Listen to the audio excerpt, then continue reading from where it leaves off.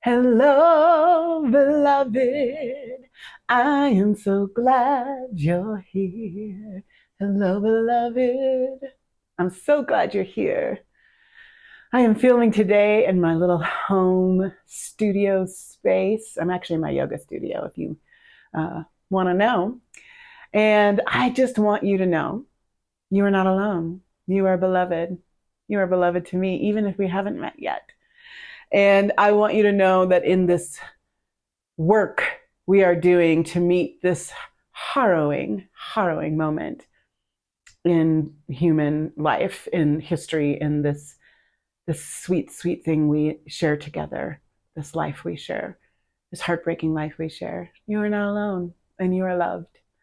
And I want you to know, if you are in the Albuquerque area, you can connect with us in person on Sundays at 4 p.m. Go to our website, ABQCSL.org, to get the details. And if you are one of my online beloveds, I want you to know that you can connect with us as well. And if you want to learn more about how to do that, leave a comment, because there are lots of ways to do that. You can learn some on our website as well. But just leave me a comment and I'd be happy to be in conversation with you. And I'm going to share with you a reading that I came across this morning, another spiritual practice that I practice called bibliomancy. Anybody know what that means? It's a fancy word. Anybody? It's simply flip to a page and see what it has for you. That's it. It has a name. It's called bibliomancy. I know, it feels fancy. I like saying it. And so I wanted to share this thing that I came across today from a book that I've actually not read, from Ernest Holmes, Science of Mind, which is really the fundamental teaching in this center, if you are not aware. So from his book called The Art of Life, that was originally published in 1948, the world is crying out for God, lost in the canyons of disillusionment, where the trail runs out and stops against granite barriers that wall us in. We cry, "Why have you forsaken me?" When war devastates the land and trembling, we stand at the mouth of hell, listening to the screaming of airplanes, the wails of the wounded, and the terror of headlines. We cry, "Why have you forsaken me?" The answer to our need lies not in God's willingness, but in our will to accept, in our ability, through faith, to recognize the divine presence as the great reality of life. The power of God within us is like a sleeping giant which must be awakened, that it may spring into action. Right?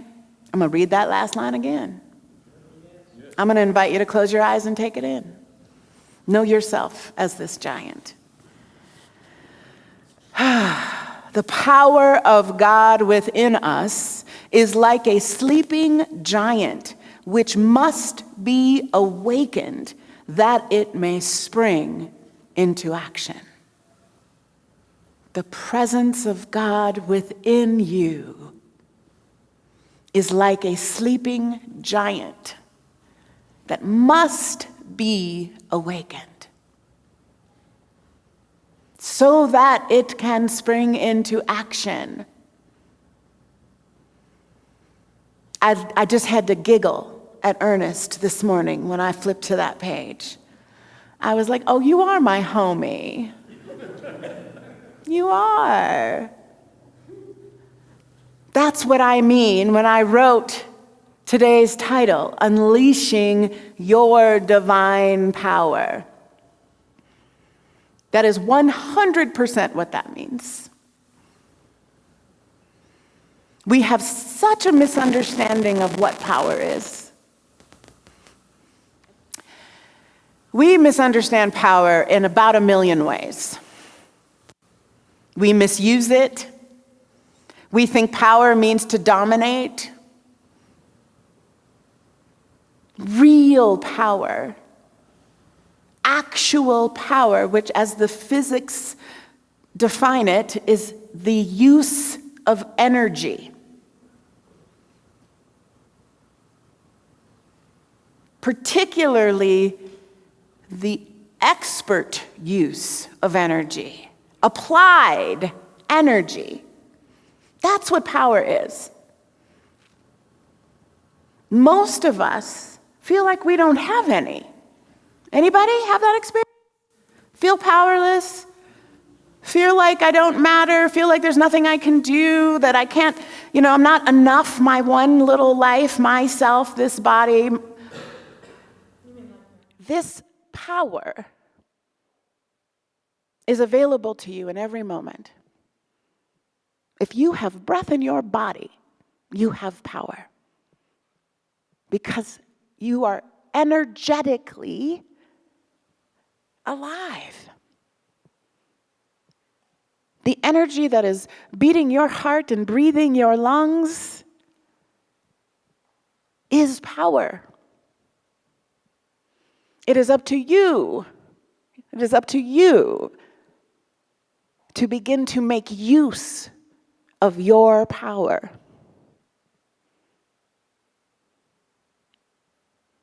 In the Black movement, power movement of the 60s, there was always these parties. I don't know if they were parties exactly. It's not like I was there, but gatherings, let's call them gatherings.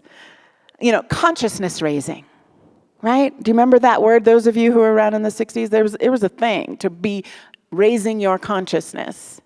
But it was very much a grassroots social justice movement, yes?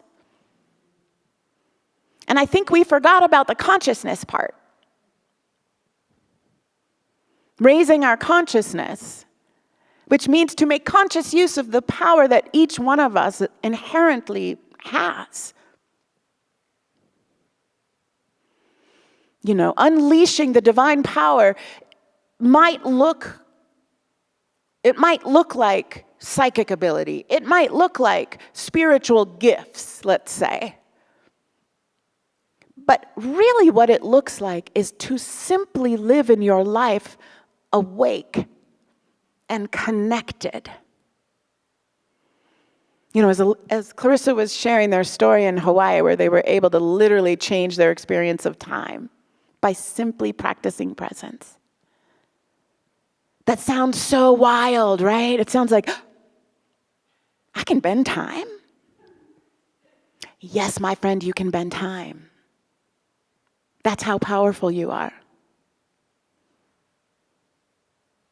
It's not like crazy talk. Only Clarissa gets to have that experience.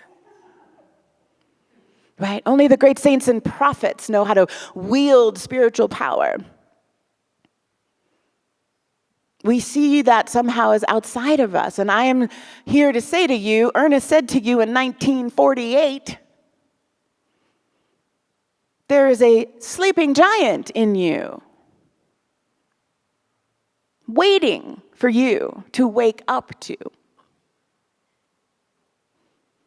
so that action can occur. So I'm going to ask you right now to take a breath. Think of something in your life that requires your action.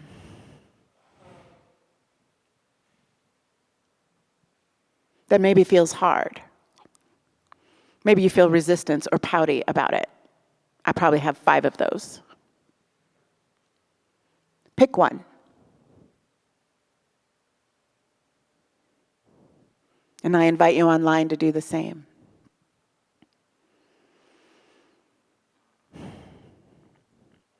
And then feel how you feel after raising your vibration for the last half an hour. And imagine yourself in action around this thing.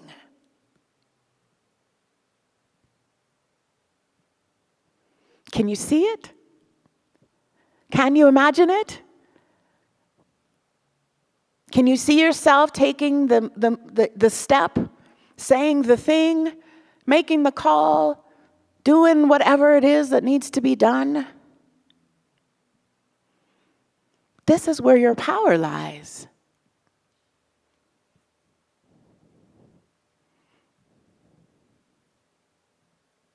Yes? I want you to turn to somebody and say, oh, I'm about to move on this. I'm about to take a step. Say it out loud, make it so.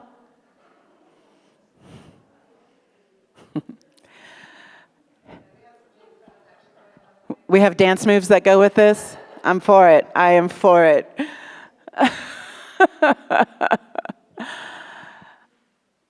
Unleashing your divine power, I believe, is the ask of this moment in history. Awakening that spiritual giant that is at the center of you is the ask, so that it may spring into action. And whatever those actions are going to look different in each one of our lives, in each one of our bodies, in each one of our families, in each one of our neighborhoods. But to know yourself as powerful is part of the deal. To know yourself as thunder, to know yourself as nature itself, and that, just like Clarissa said, like the very wind that can knock down deeply rooted trees is the wind of your breath.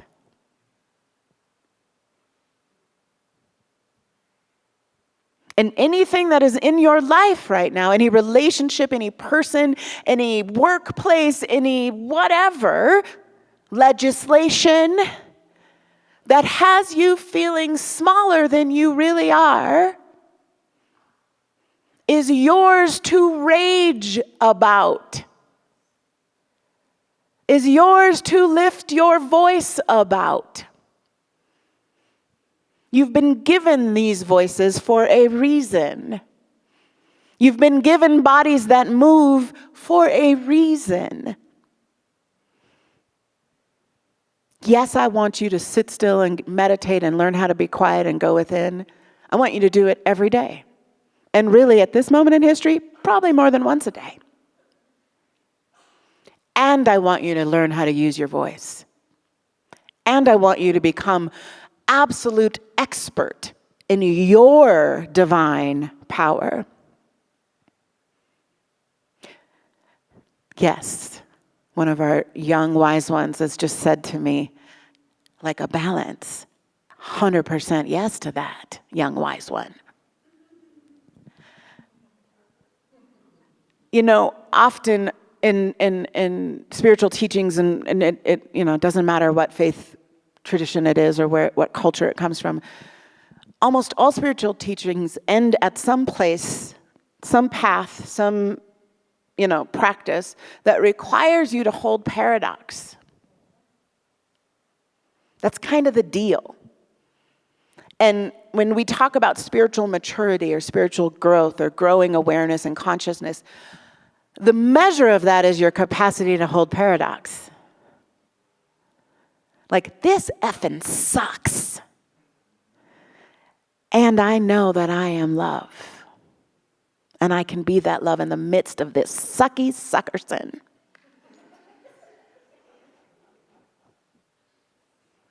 I know it doesn't sound like it, but that is a measure of spiritual maturity. Because that's what's asked, right? I can't tell you the number of conversations I've had recently about, I don't know if it's okay for me to seek joy or to find my own happiness given the level of despair on this planet. Anybody feel conflicted around that? Like, there is so much jacked upness happening everywhere. Is it okay for me to giggle right now? Yeah. And I get the conflict. I get it. Like, it feels like walking a tightrope at times with despair and hope, right? And here's what I want you to know, is the depth of despair is matched to the height of ecstasy. right?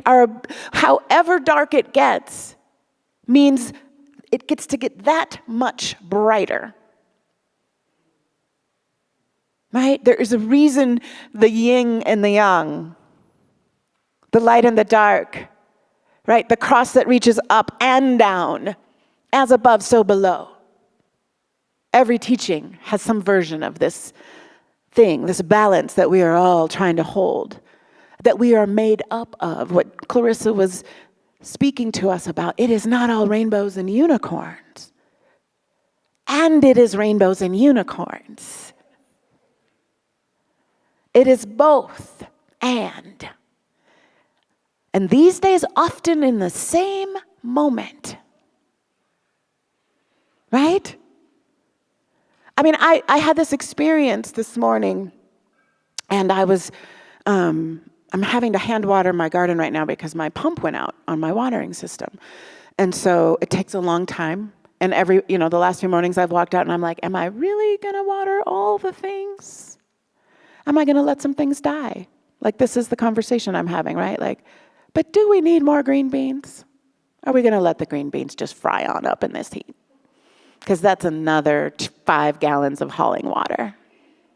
So these are the conversations I'm having with myself as I water this morning. And then I remember to be grateful that I have the time and the resources and the ability to haul water. And I haul the water. And I water the things.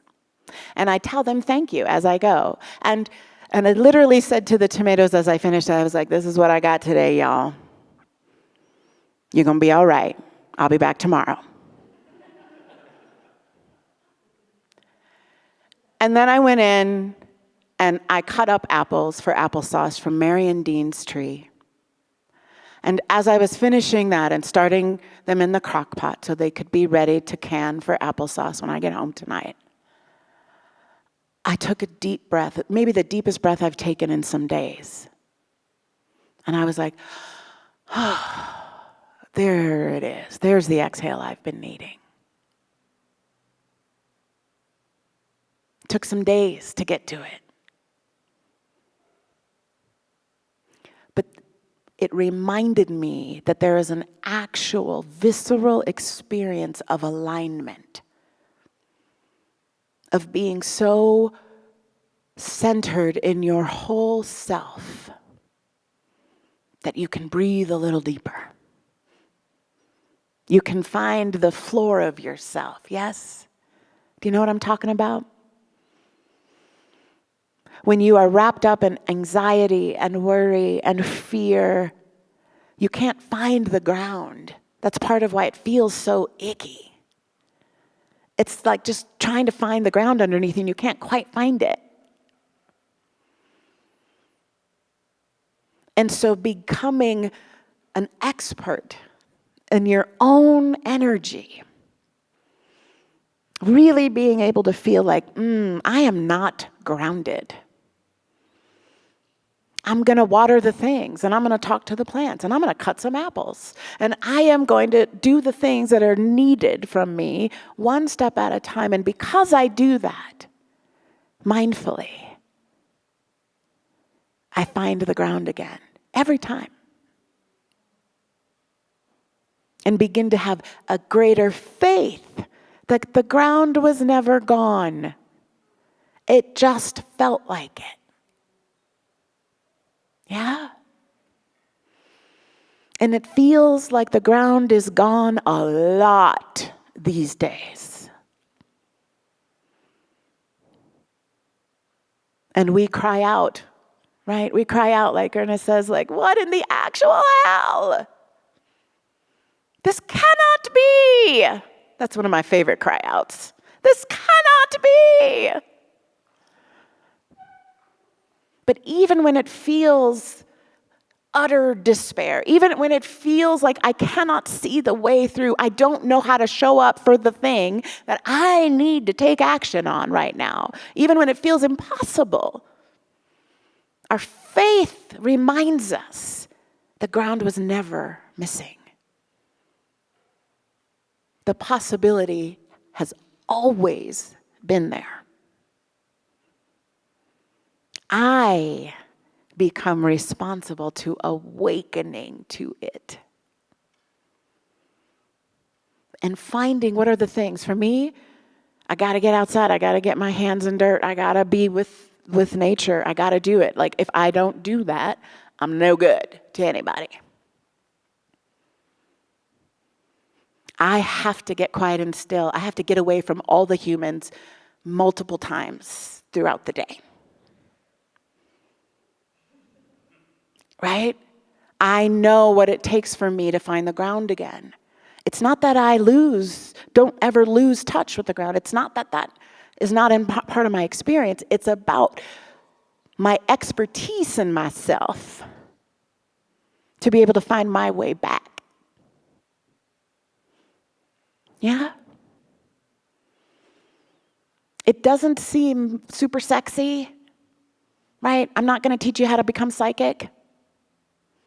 But I am offering that your practice, your spiritual practice, your commitment to your whole, truly divine nature will help you find the ground.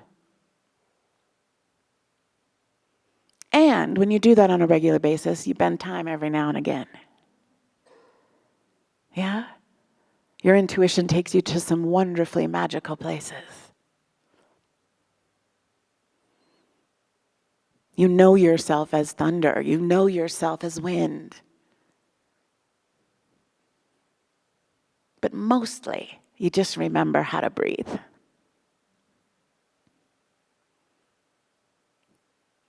And this is my prayer for us. This is my prayer for everyone who has breath in their body on the planet today. Everybody, we just can take a moment and settle into this divine space. We are all here by divine appointment, willing to meet the presence of the One with each other in this space. And I'm so grateful for Reverend Amani and her words, for Clarissa, for the incredible music we're blessed to have here, and all the energy that we create coming together. So I know that this next hour is blessed. It is full of gratitude and love. And I let it be the way it unfolds. And so it is.